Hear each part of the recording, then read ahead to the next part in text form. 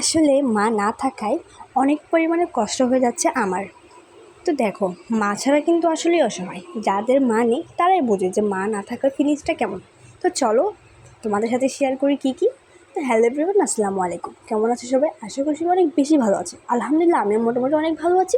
দেখো, মা ছাড়া কেন বললাম, আমার মা নেই। মা ছিল, তবে একটু বাড়িতে গিয়েছে অসুস্থতার কারণে। সে এখন আমাদের, যেহেতু ওর পরীক্ষা চলতেছে, তার কারণে আম্মু এখানে থাকতে পারছে না। কী আর করার। তো আমি এই প্রথম এইবার রান্না বান্না দেন, তারপর সব কিছু আমার একলা চালিয়ে যেতে হয়। মানে ভাবতেই কেমন লাগছে একটা।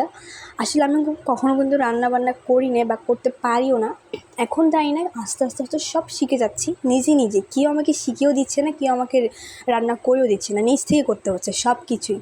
আসলে রান্নাবান্না কিন্তু এতটাও সহজ নেই। মা আমাকে বলতো যে রান্নাবান্না এতটাও সহজ নয়, তোদেরকে যে আমি খাওয়াইতাম এমনি এমনি খাওয়াইতাম না।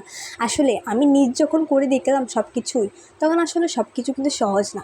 নিজে যখন ঘরটা সংসারটা হালটা ধরতেছি আস্তে আস্তে, সব বুঝে যাচ্ছি। তো দেখো, তোমার সাথে কথা বলতে বলতে আমি আজকে রেসিপিটা আলু ভাজি আর লুচি বানাবো। বিকেলের নাস্তা বানাচ্ছি। বিকেলের নাস্তা কিন্তু আম্মু বানিয়ে দিত, এখন আমার থেকে সব একা করতে হচ্ছে। যেহেতু আমার কোনো ছোটো বোন নেই, ছোটো বোন থাকলে অবশ্যই কিন্তু আমাকে সে হেল্প করতো। যেহেতু আমার ছোটো ভাই, সে কিন্তু জানবে না আর করবে না, সে জীবনেও করবে না। তো যাই হোক, আমি আলুগুলো ভালো করে কুচি কুচি করে নিয়েছি।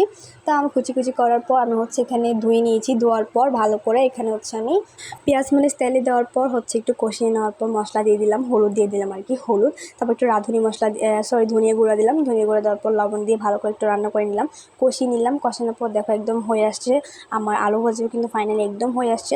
একদম হওয়ার শেষে আমি কিছুক্ষণ পর নামিয়ে ফেলবো। আর একটু কড়া করলে না আরও ভালো লাগতো, আমি এতটুকুই রাখবো। তো যাই হোক, এরপর আমি লুচি বানানোর জন্য রুটি বেলেছিলাম, মানে লুচি মতো সাইজ করেছিলাম। কিন্তু লুচিগুলো আমার কেন জানি কালকে একদমই ভালো লাগেনি, একদমই মজা হয়নি। আমি তাও চেষ্টা করেছি ভালো করে বানানোর জন্য। তো আমি তেলটা দিয়েছি, তেল দেখে গরম হয়নি। তারপর আমি জালটা একটু বাড়িয়ে দিয়েছি। জালটা বাড়িয়ে দেওয়ার পর লুচিটা ফুলতেছে না কী করবো, তেলগুলো দিয়ে ভালো করে একটু নাড়াচাড়া করতেছি বা নাড়াচাড়া করতেছি, অনেকক্ষণ নাড়াচাড়া করতেছি। আর কালকের লুচিটা জানি কেমন এক ধরনের হয়েছে, জানি না কেন নরম হয়নি। আর আম্মু যখন বানায় তখন কিন্তু অনেক সুন্দর হয়। আমি কিন্তু আমার হাতে যদি রুটি বানাই, তাহলে আমার দেখো, তোমরা নিজেই দেখতে পাচ্ছ যে আমার লুচি বানানোটা গোল হয়নি, আঁকা বাঁকা হয়েছে।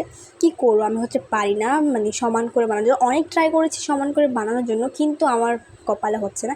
যাই হোক, কী আর করার। আমার এই যে ফাইনালি সব কিছু হয়ে গেছে, আলু ভাজি তারপর লুচি। আমি এটাই করেছিলাম আজকের এই নাস্তাটা। তো তোমাদের কাছে কেমন কেমন লেগেছে অবশ্যই জানিয়ে দিও। আর সবাই কিন্তু আমার মার জন্য অবশ্যই কিন্তু দোয়া করে, যাতে সবাই আমাদের মাঝে আবার ফিরে আসতে পারে। তো সবাই ভালো থাকো, সুস্থ থাকো। আবার দেখা হচ্ছে নেক্সট ভিডিওতে। আল্লাহ হাফেজ।